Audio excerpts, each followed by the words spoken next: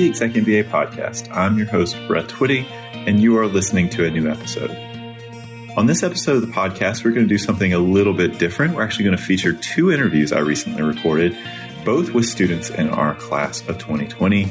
The students are Executive MBA format students, Josh Cortez and Mike Winston. And I recently sat down with Josh and Mike to talk a little bit more about how they decided to pursue an MBA, what led them to Darden, and their advice for prospective students. So without further ado, here are my conversations with Josh Cortez and Mike Winston.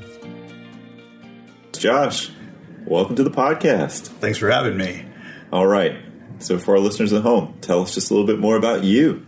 All right. Well, I'm, as Brett said, a 2020 EMBA member, part of the Charlottesville cohort, and I'm from Texas.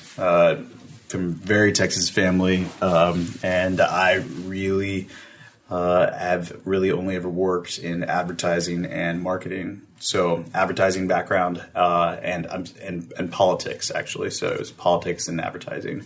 Right out of college, politics, and then the past few years I'm working in advertising. So was an MBA something you had thought about for a while? Is it something that was a relatively recent thought for you? It was something that I was pushed to right out of college by family members and by different mentors. Like, you just need to go ahead and knock this out right now. I mean, the stubborn person that I was like, I wanted to go live life and enjoy, the working world, not having to do school. And so I really put it off for a little bit. And as I started to rise within my industry post-political life, started to really see that there's kind of a glass ceiling in certain industries. In order to rise past that ceiling, you really need to have an MBA. Most recently in the class, or in the position I am in now, I'm the only one on my whole team that doesn't have one. Everybody else has top tier MBAs, and I currently don't have one. So I should be grateful that I'm there, but it also was really an eye-opening moment to me to think about, well, this is something that's not within your quiver of talent right now, and it would be it's either now or never to go ahead and start the process. There's a lot that goes into these programs, and I'm not sure if, I'd be able to do it further down in life. And I really wanted something that was a good fit for me. So how did Darden get on your radar? So I've always been a big fan of UVA. Virginia was one of the few out-of-state schools that I applied to, just as a great reputation as a culture and as an institution. And there's a lot of things that go into why it's always been interesting to me. But Darden, when you take outside of even just the Virginia mystique that it has, the Darden program itself is just very highly regarded in many different industries. Even out in Texas, people think very highly of the Darden School. So it was already on the radar for me. I already was very much attracted to Charlottesville, the city that, has so much culture, and there's a lot of things to do. I like to be outdoors a lot. There's a lot of hiking that's involved.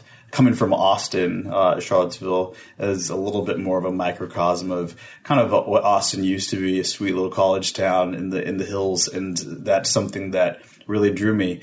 Darden also has a great reputation for having great teachers, one of the number one schools in the country for teaching. It's been ranked several times that way. And then the case study method was also very compelling.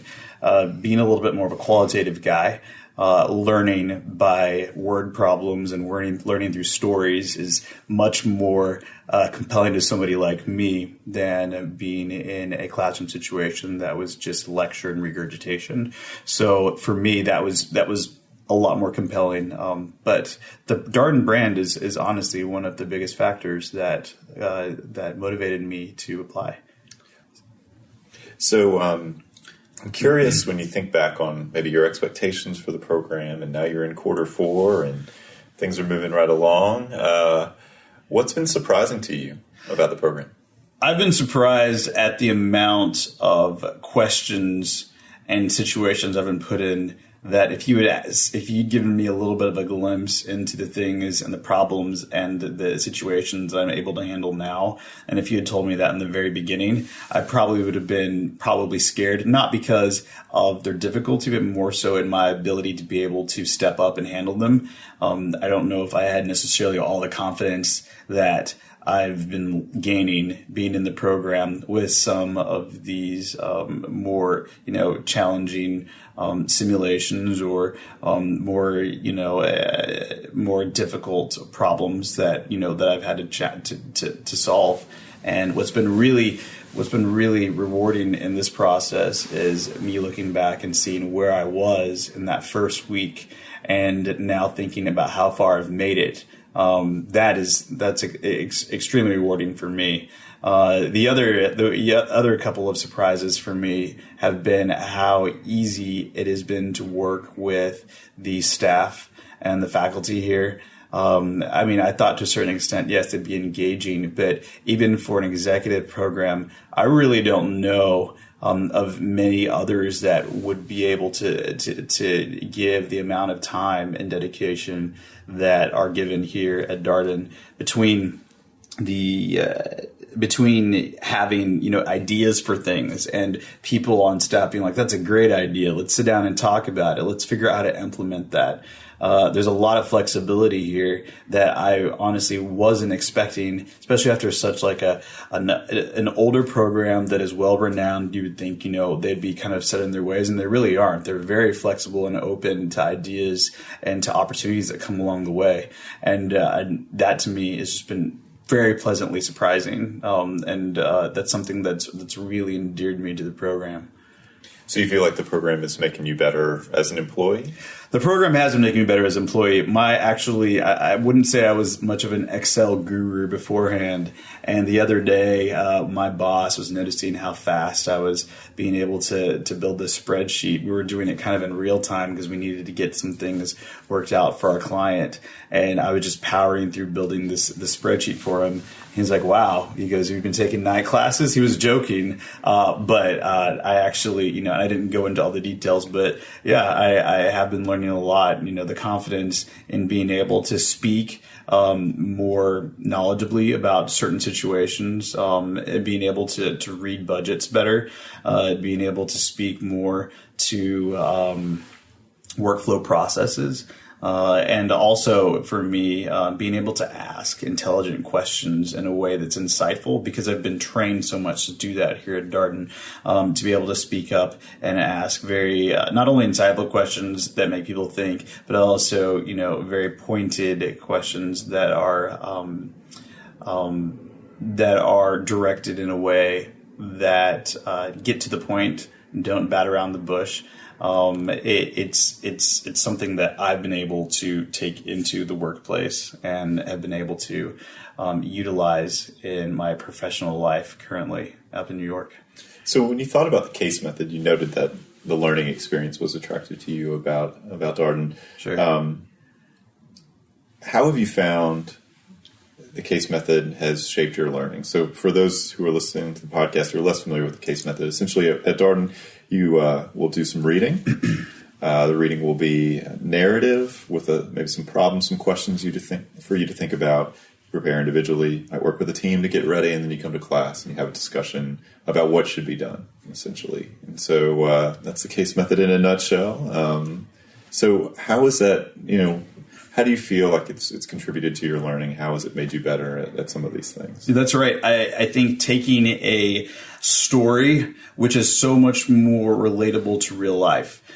Here's a situation. Here is a protagonist. Here's the problems that they are tasked with solving, is so much more relatable to things that we have to deal with in real life. All right, here are what you're given. Here's your tool to solve them. What are you going to do now? That for me is much more. There's a better chance for me to be able to implement that and to use that in the real world, because as a learner personally, I don't know if I'd be able to take just, a lecture that I did not prepare for and I just kind of sit through and maybe zone out, and then, take that and use that in the real world. One of the things about the case method and preparing for it is you have to come to class with a working knowledge, or at least know to a vast majority of what's going to be taught. And if you don't know, you already have your questions ready. Here's issues that, we hit sticking points. And you've already kind of had to prepare in a way that when you are called upon, you're able to answer to. So for me, just the motivation of not wanting to seem like I don't know what I'm talking about in front of my classmates has pushed me to learn a lot more than maybe I would have if I was in a lecture setting. And there's a lot of opportunities, there's several times where the professor said, this may not be the right answer, or, hey, there's no real good answer. We're still trying to figure this out as an industry. What are y'all's insights to be able to help solve this problem? Where can we go with this? And you learn from people that work in consulting and government. I work in marketing, getting all these different insights into a process and how that all works and melds together to be able to get an answer, or at least a workable solution for the time being. That's incredibly insightful, because I get to hear from there's a PhD student in our class. There's also somebody that's a physician. There's people that work in the nonprofit industry. There's people that are in the military. Getting everybody's insights to these things is incredibly insightful, and it adds to the overall learning experience.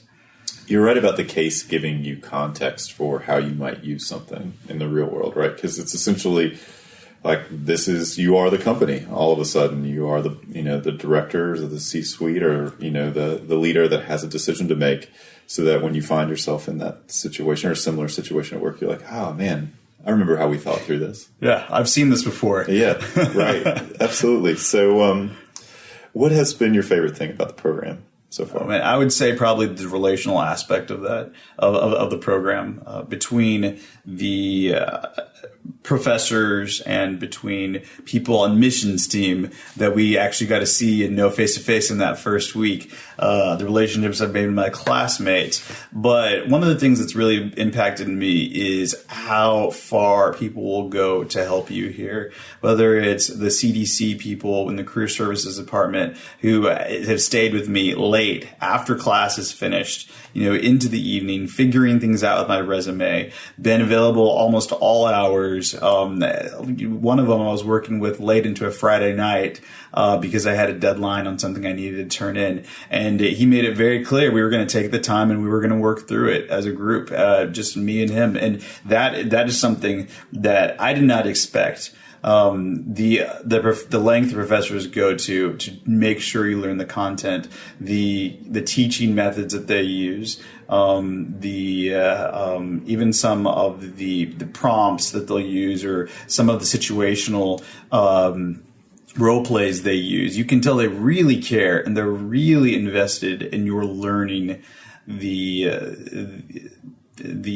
subject matter and what is a class we're trying to get through together.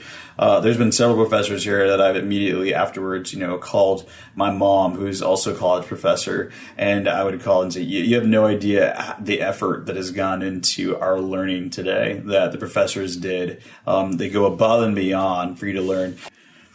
So I'm curious. You mentioned the relationships that you formed and all that you've accomplished thus far in the program. I'm curious about, you have about a year plus left in the program, which is a little bit hard to believe. It's flying by. What is on your list of, these are the things that I absolutely want to accomplish before all of this is over? Well, so I was recently voted to be social chair of our class, and I really want to be able to use that to help bring a little bit of diversity of thought, not just in parties or like social excursions, but also in on-grounds learning. So last night, actually, we brought in a speaker who works with human trafficking. He's the chairman of the Human Trafficking Institute here in DC, and he was able to speak to our cohort about how things to look out for in working abroad with companies or partnerships that may or may not have human trafficking in their process. Somewhere in their business, model, they may unwittingly have, a vendor that employs people that are being held or being worked for very low wage or for no wage at all, especially when dealing with international organizations. So he was incredibly insightful. First of all, Darden was really great and accommodating. When I had that idea, they said, yes, let's bring him in. Let's have the students listen to him. So that was one thing that, talks to the Darden flexibility in anything that we can learn as a group they're open to. But also I'd like to be able to have more opportunities like that, where social justice and how that meets the business world is able to be explored. There's a couple other ideas that we've had as a group, as a team and as a cohort. How are we able to be able to help, enhance the Darden on-grounds experience as much as possible in ways that maybe other classes haven't. And we're really open to that. There's a lot of very eager students that want to see success, not just with each other, but also success overall for the school and its endeavors. And so I think that's part of the buy-in that you really experience as an EMBA here that maybe at some other places you wouldn't. There's a lot of buy-in here into saying, all right, as a group, how are we going to accomplish this? How are we going to really make a mark, not only in our institution, but how is our institution and as a brand are we going to make a mark in the space? So that's something that Darden's very open to, something we're really encouraged by. And I'm looking forward to see where we go as a class. I really do think the class of 2020 can really make an indelible mark on Darden, the Darden School. And I know it's going to make a mark on us, but I can't wait to see where we go and where we're going to be sitting in about a year's time and the things we've been able to accomplish together. Well, Josh, I should let our listeners know that you took time on a Saturday night of a weekend residency to record this interview, and deeply appreciative of after a long day of class, sitting down, talk with me a little bit more about your experience. Well, it's something that I wanted to do. I think it's definitely worth letting other people know my experience, what I've enjoyed, and hope they make the right choice and include Darden in their list of opportunities to get their MBA. Thank you so much. All right. Thanks for having me. And that was my conversation with Josh Cortez, an executive MBA format student in our class of 2020. And now, as promised, here is my conversation with Mike Winston, also an executive MBA format student in our class of 2020. Mike, welcome to the podcast. Thanks, Brett. Appreciate it. All right. So tell us just a little bit more about you and your background. Sure. So in my current position today, I work for a global telecommunications company, and I'm the VP of Finance and Tax. And so my responsibility includes overseeing all of the tax operations of the company. It's a pretty unique company. We're growing fast. And in that type of company, high growth, you get to wear a lot of different hats. So in my time there, I've been there almost 4 years. I've gotten the opportunity to obviously lead the tax department, but also heavily involved in the accounting close process, as well as helping scale the finance operations. And that has all stemmed from my background, kind of hardcore business background, if you want to put it that way, from undergrad, bachelor of accounting or Bachelor of Science in Accounting, Economics, Finance, then got my master's in taxation. So my whole kind of background is full of business, and that's kind of where I am today.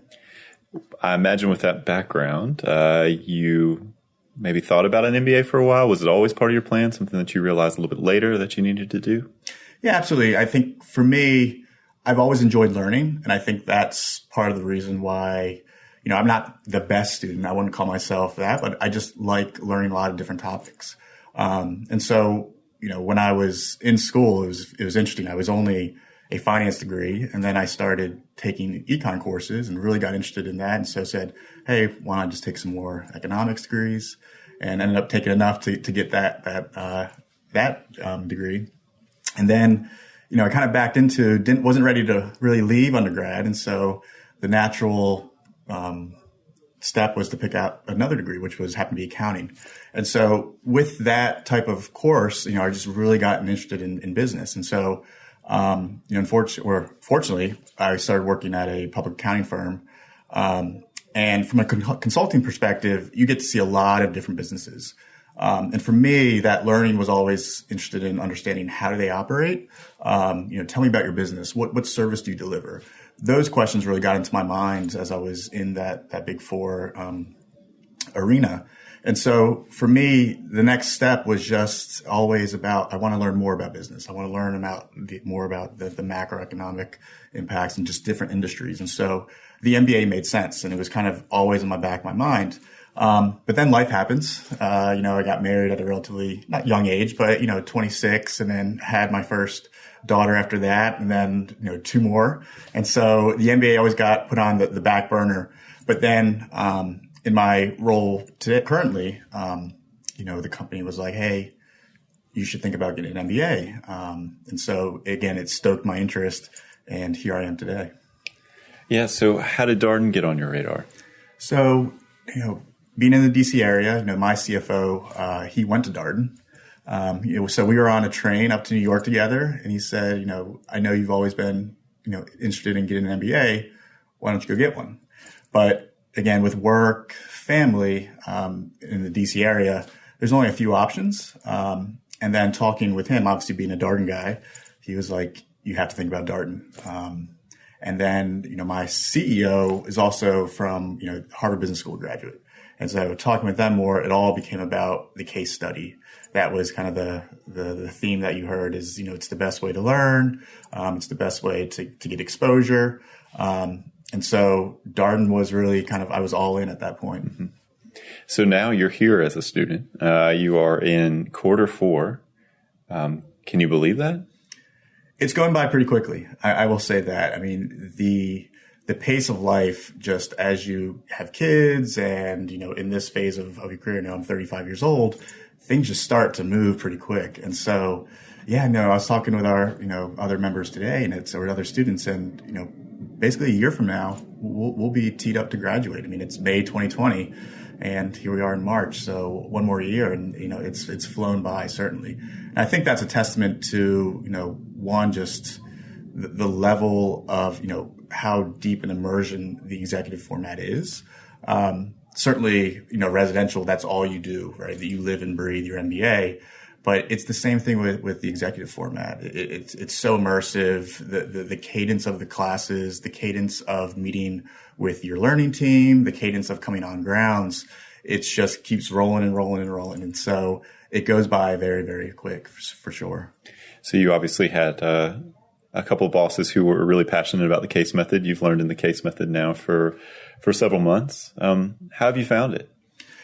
For me, having come back from a very business background, like a lot of the other students, they've never been exposed to business per se. But for me personally, I've seen a lot of business in terms of in different industries, different clients, and have a very heavy accounting and finance background. So I really wanted to understand from the perspective of real life situations. Okay, how do you put me in a situation, and let's think about how to solve that problem. And I think the beauty of the case method is that oftentimes there's no right answer. It's a gray area. And that's where the case method just lends itself to that open discussion where, often from my experience, I come in and say, "Oh, this is how I would approach and solve this problem." But then it's a testament to the diversity of the students, and they all bring their unique experiences and perspectives that say, we should approach this problem and analyze it from another perspective. And the case method, because it's so fluid and it's really an open discussion between yourself and your peers, with the talented faculty obviously guiding that discussion and keeping it, I would say, on track. It's really opened my eyes to question, some of my internal, I'd say, beliefs and views. Because, certainly I think one of the most potent cases that we've talked about, and again, from wearing my hat of all about business, it's, are businesses about profits, and the shareholders, or our business is about, the stakeholders, a larger community. Coming in, I would have argued I'm all about, the bottom line. What is the value to the shareholders? And I think, a lot of the discussion from other peers is like, no, you have to think about the community. You have to think about the employees. It's more than just the bottom line. And there was a very, very good discussion and back and forth with a lot of different views and opinions. And I found myself during that type of discussion really like being pulled and trying to figure out, maybe I, my belief or the way I approach this coming in isn't the right perspective. And it's not because, again, there's a right or wrong, but it just really fundamentally challenges how you think about things and it changes your perspective. I think if you had a lecturing professor or if the courses were taught just lectures, it wouldn't give rise to that type of, I'd say personal reflection and really challenging what do you believe. And, a lot of these cases too, you wouldn't think they'd be able to be taught in a case method. As you get to the accounting and some of the more raw, I would say, technical courses where you're trying to understand finance, you're trying to understand economics. But that's been the biggest surprise as well is, those which you would initially think would have a right or wrong answer. It's the same situation. So for me, the case method has really been, I would say, enlightening and facilitating that personal growth. Have those been the most surprising things to you about the program? I'm always curious about what, you're now a few months in, what's been surprising or really kind of been like, I didn't expect that. Yeah, I think it is, the growth that you go through, I come from, 35 years, that's 35 years of experience and interactions that have molded my thinking. And you wouldn't expect within 4 months, I'm really challenging the way that I view the world and, different people and just how, I have approached things in the past. And I think it has been, that's been the most, I would say surprising thing is how quickly I see myself and my thinking really transforming. And again, it's learning, not necessarily the technical side, that's certainly part of it, but it's more how do I approach my interactions with people? How do I see them? How do I challenge my biases that I had coming in? And it's really, I'd say, making me a better person, a better father, hopefully a better husband as well. Mm-hmm. So do you feel like it's making you a better employee at work? Can you feel how the program is shaping your perspective in the day-to-day? Absolutely. I mean, I think the first thing for me that was very evident is just going through and just seeing, wow, it's like the leadership team at my company, they are really following, these, I would say business school fundamentals, what they teach you, what is the purpose? What are the values? But more important, I think the growth has really come on the leadership perspective. When you lead a team, again, these cases really challenge you to put into situations where you say, what would I do in that position or in that situation, especially from a leadership perspective? How do you manage your employees? How do you provide feedback? But then when you have other students providing that perspective that's maybe not in alignment with yours, you really step aside and start to reflect, is that the best way to do something? Or is that the best way that you approach a situation? So for me, the real impact at work has been how I lead a team and how I more so interact with them at a much deeper and more personal level. And again, it's not just about getting the job done, but it's how do you do that? How do you provide, a good, I'd say long-term growth for your employees? How do you build truly a community that's driven around a purpose that you believe in? I think that's been the fundamental, I'd say, takeaway for me so far. It's just a leadership perspective. I'm curious about your learning team. They came up, obviously as part of our discussion here. And how are they helping you through the program or manage the work of the program? What's your approach as a team? Yeah, so it's interesting. The first week on grounds, everyone's excited. You don't really know what to do, and you dig into every case and you get into all the details. And I think that's probably the goal of that first week is just to show you that you can't do that. It's not sustainable because at the end of the week, everyone's just exhausted, right? They're up all night because it's just a full program for 6 days straight.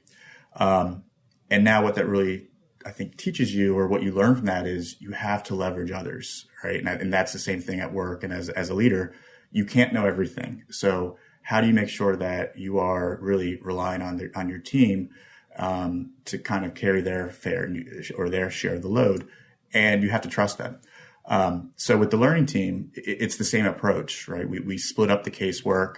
Each person is responsible for doing some detailed, review, notes, calculations, whatever the case may call for, and, providing and sharing those notes. And then what we do is we typically meet, once a week, or if we're going on grounds, it might be twice before we go on.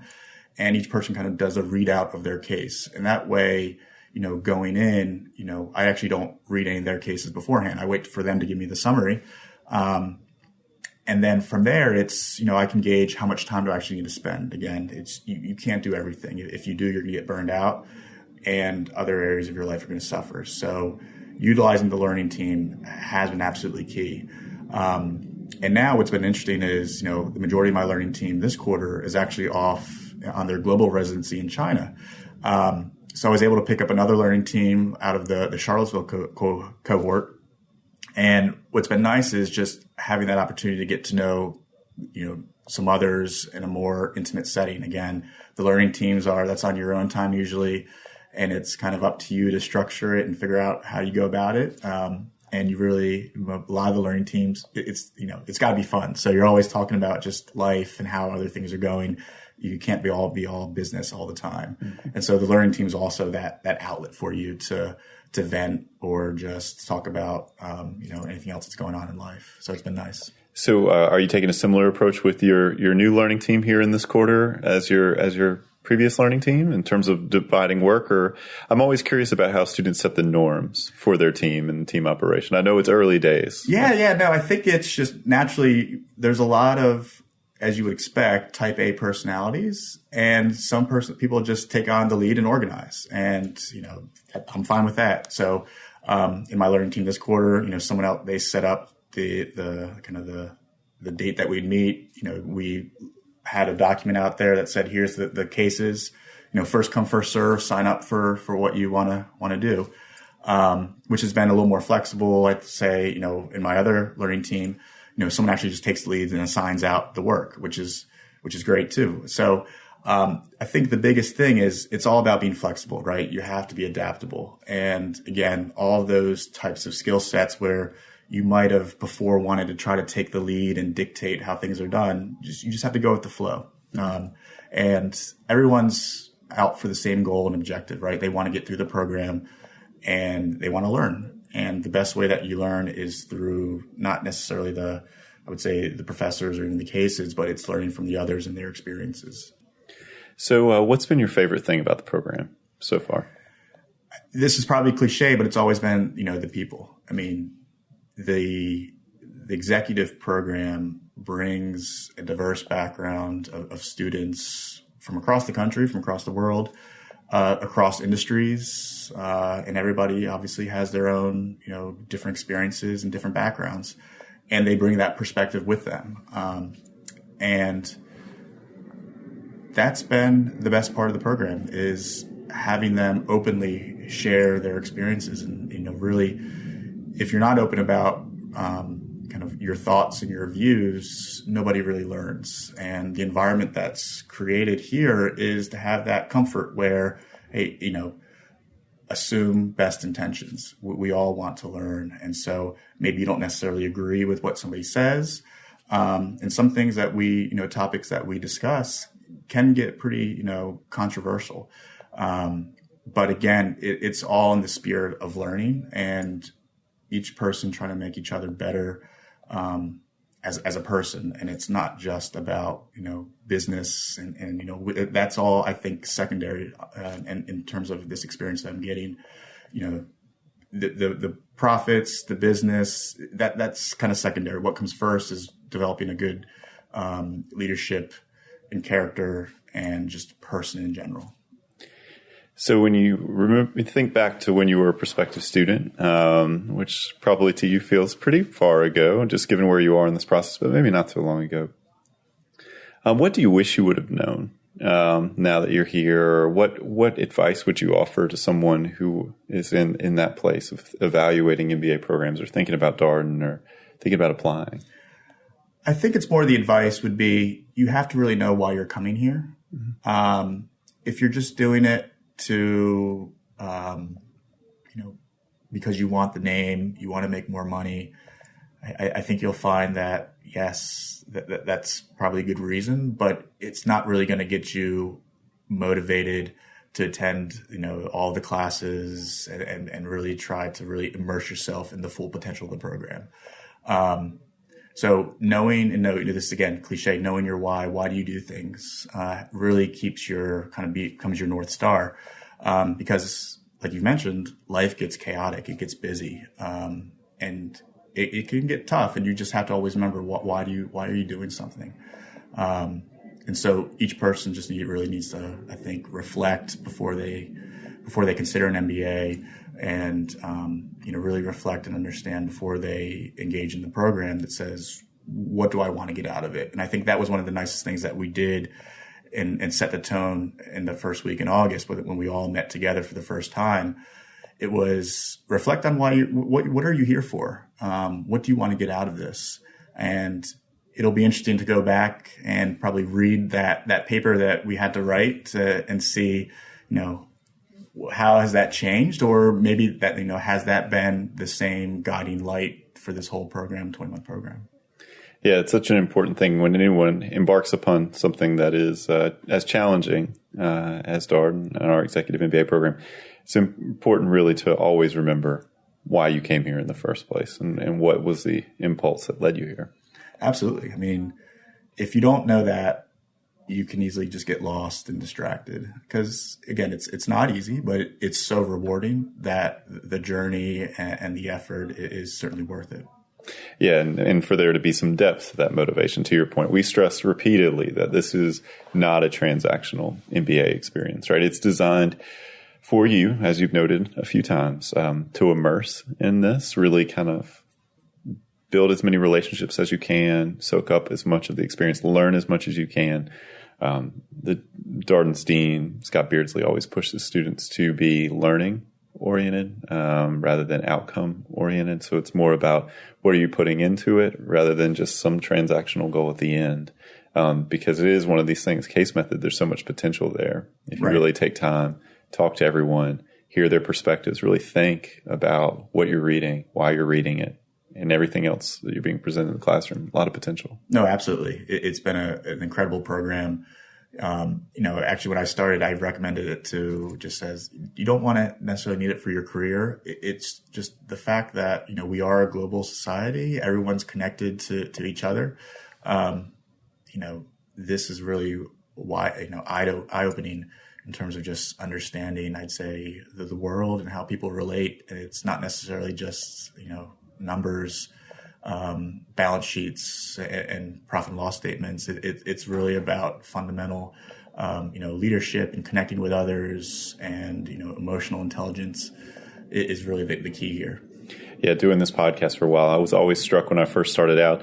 Everyone who had graduated who was reflecting on the experience was talking about soft skills and their own self-awareness and communication and management and all these kinds of things, which I was surprised by initially. But when you think about career stage and what people want to do and are doing while they're doing this program, of course, it's all the leadership and management stuff. And I think that's the executive format. While you could certainly go back full time, I think there's certainly a little bit of different focus in my view in terms of, the type of students that are being attracted to the executive format are the ones that are a little bit farther in their career. It's not necessarily the technical skills that, you will get those, don't get me wrong, but it's really at this point a leadership perspective, because we're far enough in our careers where it's really about how do you continue to build a team and lead an organization, and that's the value here. Well, Mike, it's been a pleasure talking with you. I know this is a busy weekend, so thank you so much for taking time, and don't let the podcast stand in the way of your learning team meeting. So thank you so absolutely. much. Thanks, Brett. It's an honor. And those were my conversations with Josh Cortez and Mike Winston, two executive MBA format students in our class of 2020. As always, if you have any comments, suggestions, requests, anything you'd like for us to cover here on the podcast, we're all ears. We can be reached at exec, that's ExecMBA at darden.virginia.edu. Until next time, thanks for listening.